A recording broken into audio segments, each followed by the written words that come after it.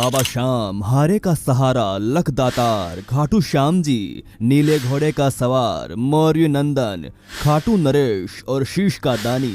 जितने निराले बाबा श्याम के नाम और भक्त हैं, उतना ही रोचक इनका इतिहास है। आज हम जानेंगे कि आखिर क्यों राजस्थान में सीकर जिले के एक गांव खाटू के नरेश खाटू श्याम जी को पूरी दुनिया में शीश के दानी के नाम से भी क्यों जाना जाता है। कौन है खाटू श्याम जी और कैसे बने बाबा श्याम, इन सब के पीछे कौन सी पौराणिक कथा है, चलिए आज आपको बताते हैं खाटू श्याम जी की कहानी मेरी जुबानी।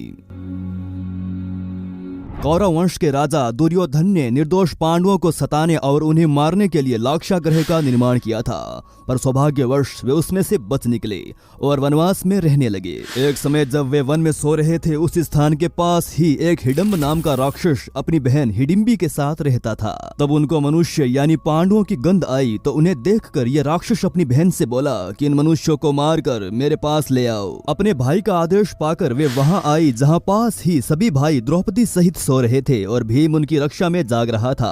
भीम के स्वरूप को देखकर हिडिम्बी उस पर मोहित हो गई और मन ही मन ये सोचने लगी कि मेरे लिए उपयुक्त पति यही हो सकता है। उसने भाई की परवाह किए बिना भीम को पति मान लिया और कुछ देर बाद हिडिम्बी के वापस ना लौटने पर हिडिम्बासुर वहां आया और स्त्री के सुंदर भेष में अपनी बहन को भीम से बातें करता देखकर बड़ा क्रोधित हुआ। उसके बाद हिडिम्बी के अनुनय विनय से माता कुंती व युधिष्ठिर के निर्णय से दोनों का गंधर्व विवाह हुआ। उपरोक्त अवधि के अंतर्गत हिडिम्बी गर्भवती हुई और एक महाबलवान पुत्र को जन्म दिया। बाल रहित होने से बालक का नाम घटोत्कच रखा गया। हिडिम्बा ने कहा कि मेरा भीम के साथ रहने का समय समाप्त हो गया है और आवश्यकता होने पर पुनः मिलने के लिए कहकर वह अपने अभिष्ठा स्थान पर चली गई और साथ ही घटोत्कच भी सभी को प्रणाम करके आज्ञा लेकर उत्तर दिशा की ओर चला गया। जल्द ही श्री कृष्ण के कहने पर मणिपुर में मुरदेती की लड़की कामकंटका से गंधर्व विवाह हुआ।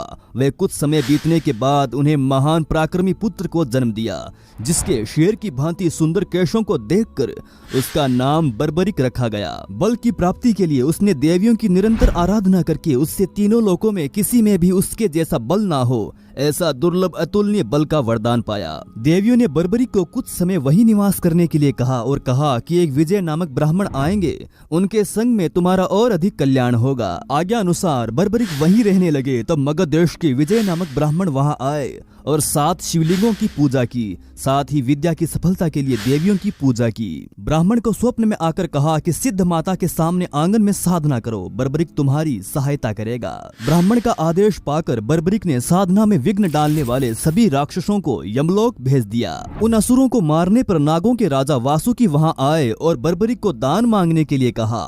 तब बर्बरिक ने विजय की निर्विघ्न तपस्या सफल हो यही वर मांगा। ब्राह्मण की तपस्या सफल होने पर उसने बर्बरिक को युद्ध में विजयी होने का वरदान दिया। उसके बाद विजय को देवताओं ने सिद्धश्चर्य प्रदान किया। तब से उनका नाम सिद्धसेन पड़ गया। कुछ काल बीत जाने के बाद कुरुक्षेत्र मैदान में कौरवों और पांडवों के बीच में युद्ध की तैयारियां होने लगी। इस अवसर पर बर्बरिक भी अपने तेज नीले घोड़े पर सवार होकर आ रहे थे। तब रास्ते में ही भगवान श्री कृष्ण ने बर्बरिक की परीक्षा लेने के लिए ब्राह्मण के भेष में उसके पास पहुंचे। भगवान ने बर्बरिक की मन की बात जानने के लिए उससे पूछा कि तुम किसकी ओर से युद्ध लड़ने आए हो। तब बर्बरिक ने कहा कि जो कमजोर पक्ष होगा उसकी ओर से युद्ध मैं लड़ूंगा। भगवान ने बर्बरिक से कहा कि तुम 3 बाणों से सारी सेना को कैसे नष्ट कर सकते हो। तब बर्बरिक ने कहा कि सामने वाले पीपल के पेड़ के सभी पत्ते एक बाण से ही निशाने हो जाएं और दूसरा उसे बेध देगा। श्री कृष्ण ने मुट्ठी वे पेड़ के नीचे 2 पत्ते छिपा लिए, पर देखते ही देखते एक बाण से क्षण भर में सब पत्ते बींध गए।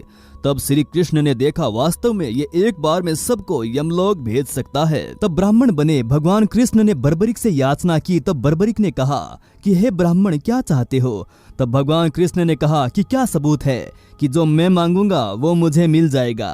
तब बर्बरिक ने कहा कि जब वचन की बात की है तो तुम प्राण भी मांगोगे तो मिल जाएंगे। तो ब्राह्मण के भेष में नटवर बोले मुझे तुम्हारा शीश का दान चाहिए। यह सुनकर बर्बरिक स्तब्ध रह गए और बोले मैं अपना वचन सहर्ष पूरा करूंगा, पर सत्य कहो आप कौन हो। तब भगवान नटवर ने अपना विराट स्वरूप बताते हुए कहा कि मैंने ये सोचा कि यदि तुम युद्ध में भाग लोगे तो दोनों कुल पूर्णतया नष्ट हो जाएंगे। तब बर्बरिक ने कहा कि आप मेरा शीश का दान तो ले लीजिए, पर मेरी एक इच्छा है कि मैं युद्ध को आखिर तक देख सकूं। तब भगवान ने कहा कि तुम्हारी ये इच्छा जरूर पूरी होगी। तब बर्बरिक ने अपना शीश धड़ से काट कर दे दिया। उसके बाद भगवान ने बर्बरिक के शीश को अमृत जड़ियों के सहारे पहाड़ के ऊंचे शिखर पर उगे एक पीपल के पेड़ पर स्थापित कर दिया।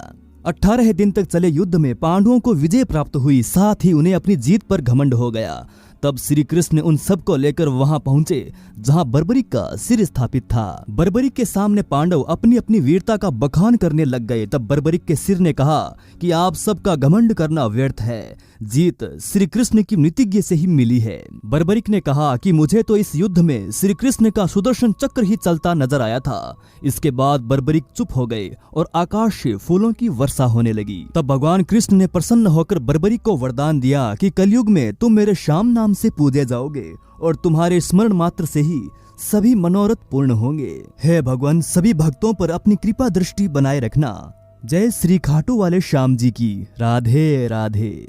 दोस्तों, वीडियो अगर जरा भी अच्छा लगा हो तो वीडियो को लाइक जरूर कीजिएगा, अपने प्यारे मित्रों के साथ शेयर कीजिएगा और हमारे और आपके इस चैनल को सब्सक्राइब भी जरूर कीजिएगा।